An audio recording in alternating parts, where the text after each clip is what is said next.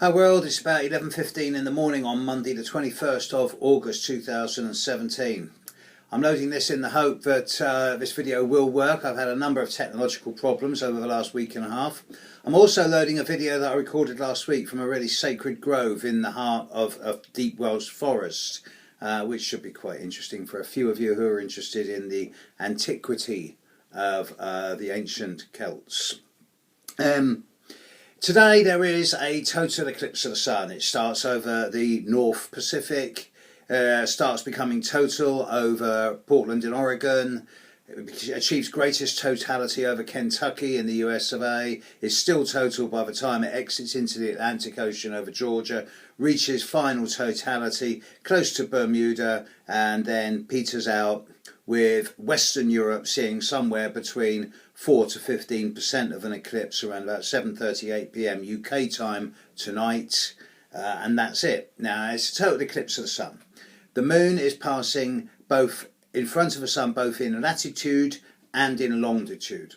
Now the fact that the sun is 324 times further away from the Earth than the moon is, and that the moon is 324 times smaller in diameter than the sun. If it weren't for this exact coincidence, we wouldn't get eclipses like we do. As it is, we're going to get various levels of eclipse. One or two places will see the sun's emanations from around the ring of the moon. Other places will see total blackout. When the moon is closer to the Earth, you get a much bigger and longer eclipse. When the moon is further away from the Earth, you get a smaller and shorter eclipse. The eclipse is taking place under a number of aspects, with both the sun and moon trining Uranus all day today. It augurs very well. It suggests that this eclipse is not a bad one, for many people anyway, and that it augurs in a new energy of innovation, novelty, stimulus, new technology, futurism. Add to this that Mars in the sky is trining Saturn at the same time as this, and over the coming 72 hours, from Leo to Sagittarius, and it does suggest that a lot of truth is going to come out, as opposed to much of the so-called fake news, which has been broadcast by various concerned and interested parties who have their own agendas. So I suspect that a lot of revelation will come up in the coming few days.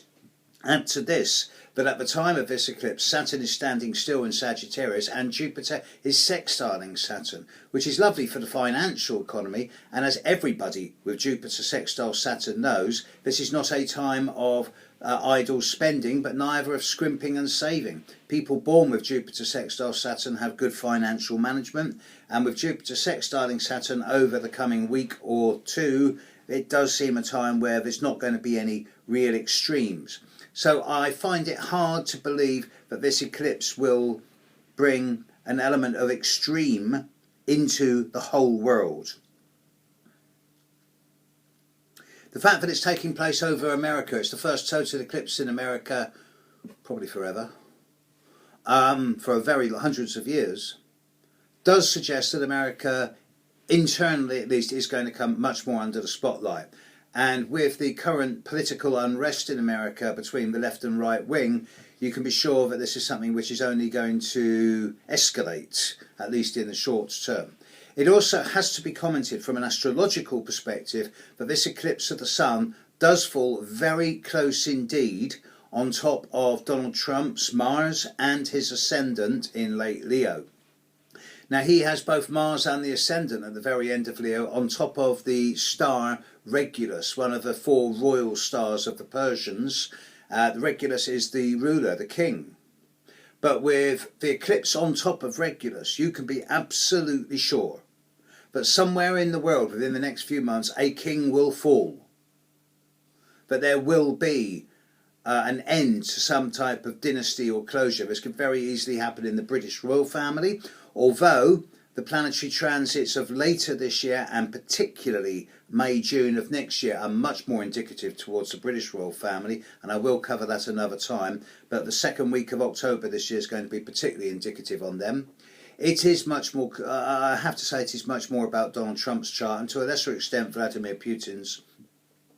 And bearing in mind the pressure that Trump is under, bearing in mind that America is now basically run by the generals, who'd have thought that people will be looking to the American military as the bastions of stability? Doesn't seem possible after the last 30 or 40 years where the American military has been blamed for everything. But now the generals are effectively in charge of the White House and running the country, seeing as all of Trump's original staff have now resigned. It does leave him somewhat isolated, and astrologically speaking, it does seem as if he is at risk, and I do suspect strongly that he's getting very frustrated and very bored, and that he's beginning to realise that he's actually very alienated and isolated. I have said for a long time that this eclipse will bring major changes into Donald Trump's life, and I still adhere to this. I do not anticipate him being president for that much longer, but I do not feel that he's going to be he's not going to be deselected. He's not going to be impeached. He's not going to be assassinated. And I know that a number of people out there are looking for some type of drama, but it's not going to happen like that. I suspect he'll resign because he's bored. I've always said this. I still maintain it. So this eclipse today, yeah, it's a good one. If you get a chance, go and see it safely, of course. Don't look straight at it because you will burn your eyes. And yeah, it's going to change a lot of things, but to be honest, take out the personalities, take out the individual countries. From a global perspective, this eclipse is actually really nice. The lunar eclipse of a couple of weeks ago was much harder on individuals. This one's more to do with the changing structures in the world. And for most individuals, it's actually rather nice. So have a good one, and look forward to hearing your reports on it. I shall be watching it. I shall be streaming it live tonight. I shall be watching it somewhere. So yeah, have a good one, folks. Catch you later. Bye.